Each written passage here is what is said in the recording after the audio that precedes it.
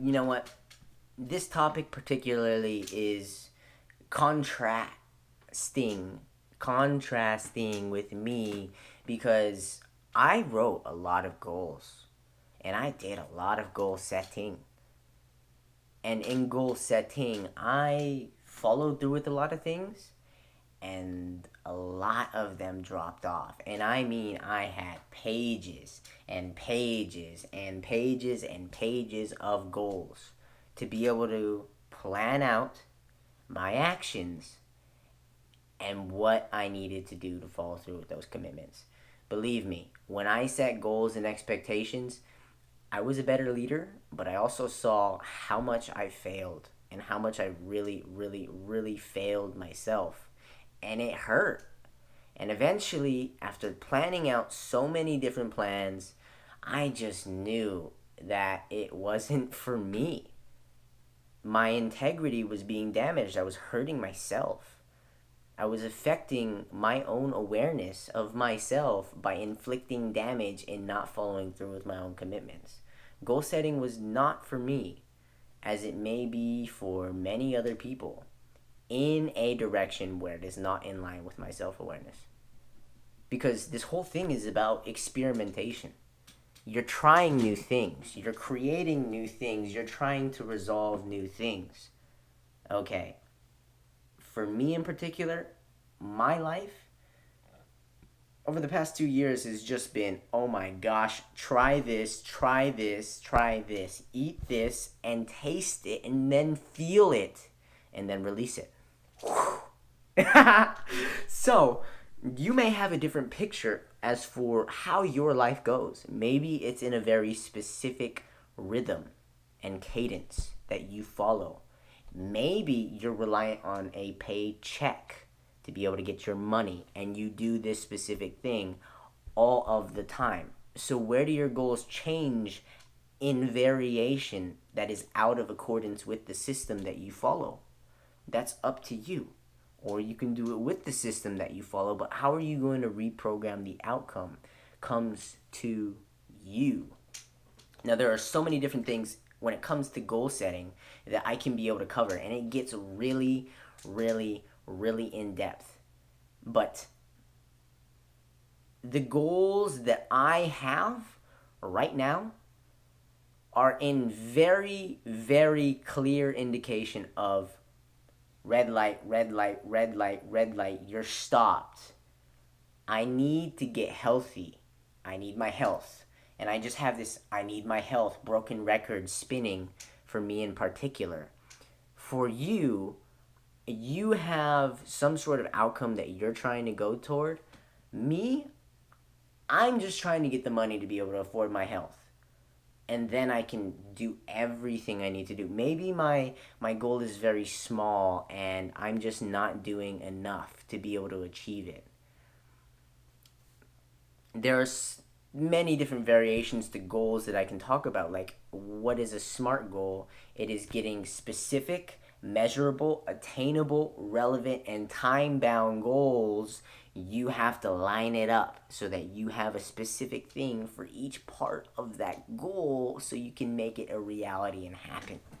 Listen, I don't want you to have to make a list right now and prioritize your actions. And organized plans of actions are basically the key to everything that you're going to be doing. I just want you to have it be very, very simple. What is the outcome I am looking to achieve?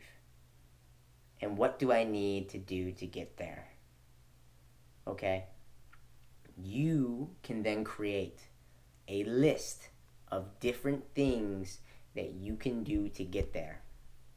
And it doesn't have to be SMART goals, but at least make it time bound and at least put a measurement on it. Okay? And make it something that's actually possible doing. So attainable as well. Fine, we'll make it specific. Yes, we can say it's going to be this exact outcome. And we can also say it's got to be relevant. All right, SMART goal it is. SMART goal it is. Okay? It's very simple. It's very simple. And when you make that list of all these different things, what you're going to do is you're going to create organized plans of action. Meaning, you have A, B, C goals. And under each of those sections, the ones that are most important go under your A. The ones that are secondary in importance go under your B. And the ones that are very, very not so important go under your C. Basically, you're going to delegate your goals with the tasks that come with that under each folder. A, B, C. A, B, C comes 1, 2, 3, 1, 2, 3, 1, 2, 3. And then you're going to do those in order. 1, 2, 3. Priority 1, 2, 3. Okay? Under A, under B, and under C. And depending on how you organize that, you are trying to delegate things that are more important to do first and less important to do later or not at all. And you throw those away. They should not be taking up your time. Your time you never get back. Time is mercilessly unforgiving, my friend. Time waits for no one. And it's not going to be holding back for you. Okay? So, if you want to spend your time well, you've got to at least do these 3 things. Set the goal. Smart goal, make a list, and then create organized plans of action based around that. If you can do these 3 things, look, it's going to be real. Okay? It's going to be very, very real. And then you can go out and achieve it. So, you may have a different process of going about it. That's perfectly fine. This one, though, it creates the sense of urgency when you create the optimized setting for how you attempt to carry that out with what is the organized plan of action in executing it. That's all for goal setting. Now we're going to move into the next step. Not quite sure what that is, though. Oh, and one more thing. If you are going to set goals, you also have to put them into your schedule. If you're going to schedule it out, then you literally have to put each thing that you want to accomplish within a specific time zone.